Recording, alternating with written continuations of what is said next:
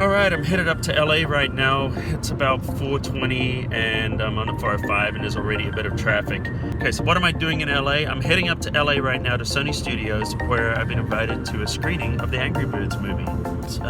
Watch the movie tonight, and then tomorrow morning we have a press conference and the directors are going to be there and we're going to be asking them questions and stuff like that. And I've actually heard I have a one-on-one interview with the directors, so I've actually got some questions I'm going to be asking them if I get that opportunity. Now, one of the things I wanted to do is I actually wanted to just go out on social media, on Facebook, and ask you guys, or Twitter, what do you guys want to ask? I really badly want to do that because I'd love you guys to actually be able to ask some of the questions or have me ask them for you. Anything like this that I've ever done before, it's always been like super secret. You're not allowed to talk about anything. You sign non-disclosures. You're not allowed to take pictures. You're not allowed to take video. And it's always been very hush-hush for any of these kind of anything to do with Hollywood movies or TV shows. If any of you ever been involved in even doing something as an extra or whatever, they're very tight on that. But they did tell me I'm allowed to take my video camera in and record the interview. So if I can, I'll do a YouTube vlog with the interview with the directors and put that on my YouTube channel. All right, here we are going into Sony Studios. When you want to get off that darkest ground, Stuff. but gravity pulls you straight down. Earth from a bird's eye. Alright, so I'm standing outside Theater F right now, and I'm going to be going in for a second to do a one-on-one interview with the directors of the Angry Birds When you movies. want to get off the darkest ground, but gravity pulls you straight down. This is Colin from Photoshop Cafe. Hi, how are you? Nice to meet Nice you. to meet you. Colin. Nice to doing? meet you. Thanks for coming in. Yeah, like maybe if we sit here and put the camera on Oh yeah, these, there we go. See, That'll be that's sort of- why you're a movie director. Put the camera here. You go there. Is it on a 50? Alright, just get that set up. Yeah, that's a great idea. There we go. And you probably enjoy these seats, probably more comfortable. Yeah, they're good for the roids. So anyway, yeah, great movie. I enjoyed thanks. it. Thanks. Love the humor. So I guess the first question I'm going to ask about is actually about the humor. There was like a ton of Easter eggs in there, right? That someone from my generation would get, like the Rick Astley song. Yeah. And just a lot of those Yeah. Easter eggs. So tell me about those. Like, how did you come up with those cool little jokes? Yeah, I think for us, there's always this one, you're always aiming for comedy, but there's always this feeling you want to find. And like for a lot of the songs that we did, like the needle drops in the movie, it was we tried so many hundreds of different variations, and Yeah. we listened to them in editorial and like what gave us the best version of that feeling we were going for. So a lot of it's experimentation. Sometimes like right away what to go with, but other times it's like finding, putting something up, and then it's all about iteration. Like, okay, how do we beat that? And if you don't beat it, you don't use that idea, but you just keep going, and maybe you beat that, and then you can beat it again. So it's this process of like building the entire time. Nothing comes out. But it perfect all at the comes out start. organically. Yeah. Right? Like it's not like we start off and go, oh, we have to have this particular song, or we have to have the roar of Jurassic Park coming out of that little chick, or, it all comes organically through the gag. Like, for example, with some of the music, we did this sequence of the birds firing. We did an iteration of that, and I just love Beastie Boys, and we had Sabotage over that. It was like we both wanted Sabotage, and it's like that song is like so expensive we couldn't get it. But we tried. We definitely tonally we cut the music that we like to the movie, and when we were trying it out in story reels, and then reality sets in, and you have a certain budget for music, but tonally it set a style that was apart from other animated movies that you see. But also all these Easter eggs, sort of things that you pick up, they come into the movie, and we came across them very organically, I think. Yeah, and they'll come from us, they'll come from the writer, they'll come from storyboard artists, they'll come from the actors doing a line. It doesn't matter where they come from, but if they improve the movie, we are happy to take them and put them in. Yeah, like Bomb doing the photo bomb thing, or Oh, that was funny, like yeah. like on a wooden board. You know, first of all, the bird always does.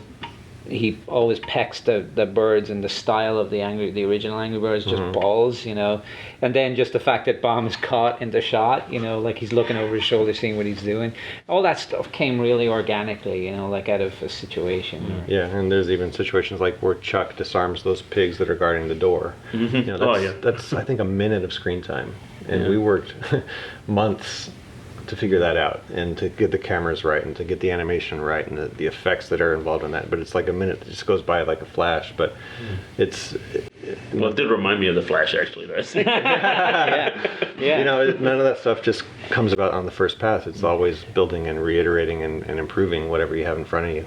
That's the luxury of animation, is you can do that. If you're filming a live action movie, you get your shots and you go back and the set's gone and you have to get it right the first time. But we are allowed to build and build and build. Iterate. Well, I found that interesting because it was when you talk about that, there's a lot of little details. Like when you went up to the Eagles' place and he's got the picture of him, you know, and he's a unicorn. And he's got rainbows. Oh, coming good, out. you saw that. I mean, you know, You saw that. stuff like Awesome. that. I mean, Awesome. there's a lot of like fun little things in there that people might not even catch right away. You know. Yeah, Totally. Our art department went crazy on just all the background portraits and paintings. Yeah. There's some in Red's house. There's some in Mighty Eagle's cave. They're all over the place. Yeah. There's we could fill a gallery with all the artwork in this Well, film. maybe you should. Yeah. Yeah, and you know, like even you know the references, like Mighty Eagle's poster of himself, you know, The Oh Hey. the Oh Hey, you know, like the Obey poster, you know, Right. all that stuff. The Eagles. I mean, some of them are obvious, you know, like The Eagles album. Yeah. But you know, we were like, wow, could we actually get the artwork license for that? And I was like, well, hell, if we can get it, it might be.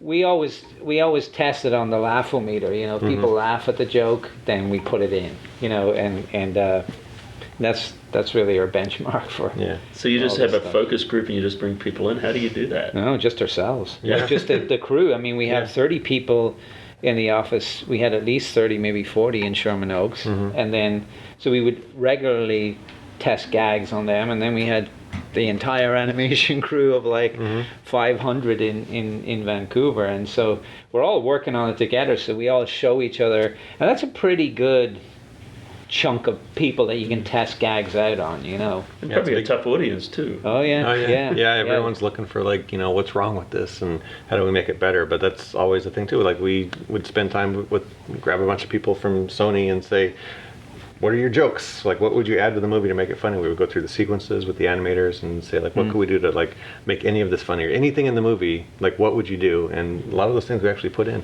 Yeah, it was like a ton of detail, which really surprised me because I would imagine because of, you know, the nature of the film and the popularity of the game, there must have been like a lot of rush to get this film out because it's like, you know, hey, let's get this out while the game's still hot, you know. Right. Did you feel that a lot, or was it regular pace? No, I think Mikhail Head, who's the you know, he was one of the founding members of Rovio and he's a producer on our project, and he was our guide in a way, you know. Him and David and John, our producer, they were very. The most important thing to them was quality. That's why David, who was one of the architects of Marvel's success, you know, certainly with Iron Man and the early stuff, you know, and John, who produced Despicable Me.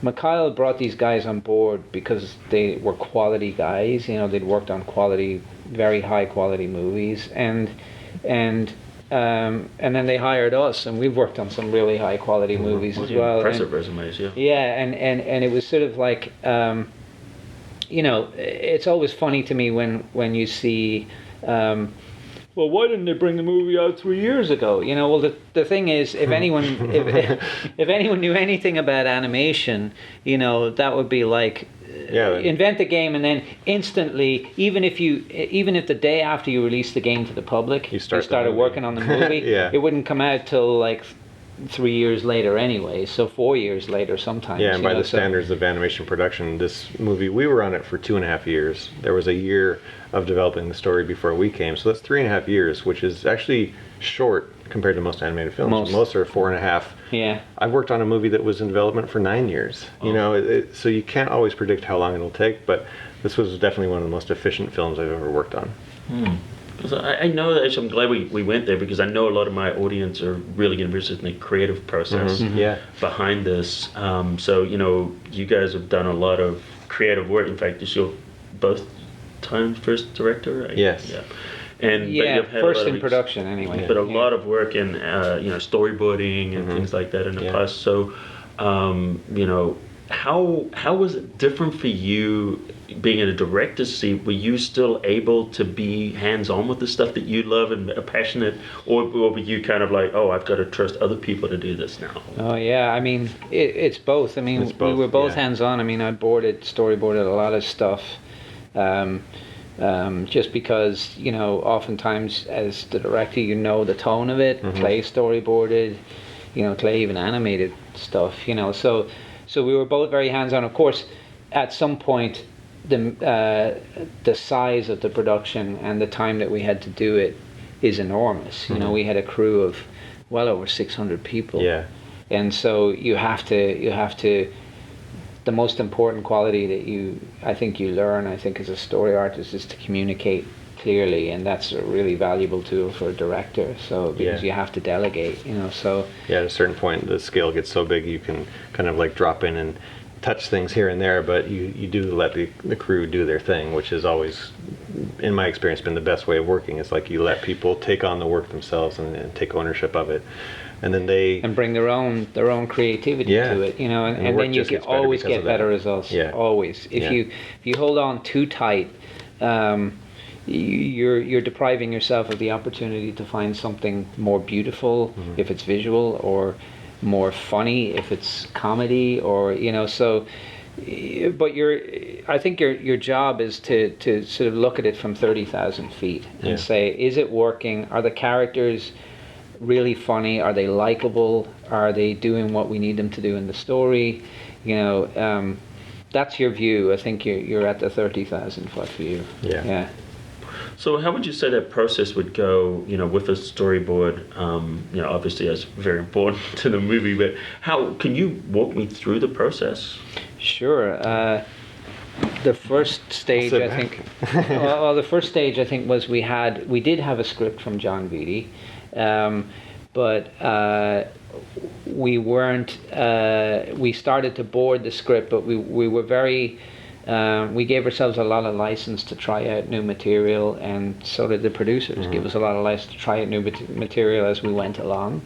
So oftentimes the script would entirely change through the storyboard process, you know, because we would just come up with funny visual gags, or, you know, a new idea, or we'd be in editorial and we'd cut a new song, and that would create something new.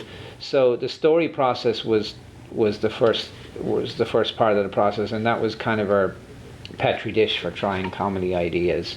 And then the second thing was preparing the pages and recording with the actors, you know, and again, we used that process as another opportunity to write more gags and to come up with more material, and to, you know, these are an amazing comedy cast, so, and they're brilliant at improv, so we were just absolutely determined to sort of use that as another tool, you know. So it was constantly shedding skin and growing, iterating and making new, you know, sort of going to new levels of sophistication, and sort of in its tone and in its visuals as well.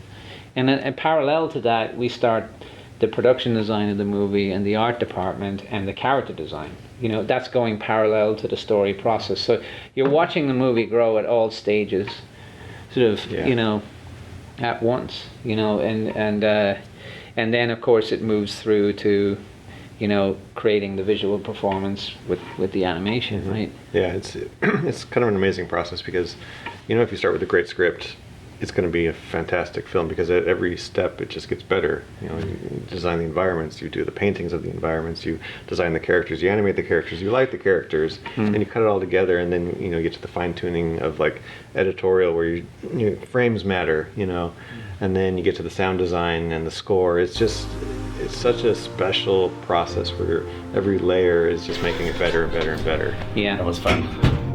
Those guys were really cool. When you want to get off that lake is great, but gravity pulls you straight down. Has it stopped raining yet, or is it still? Oh, good. Bird's eye view. You should grow feathers and see this too. I'm good, thanks. Let me When get you my want to ticket. get off that Get it here darkest somewhere. ground, Go back car. but gravity pulls you straight down.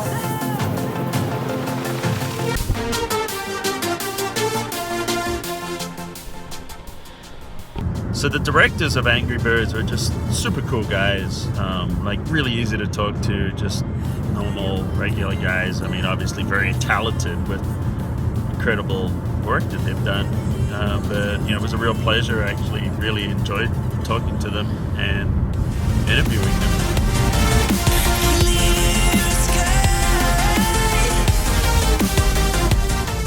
My overall thoughts on the movie were it was really well animated, world-class animation.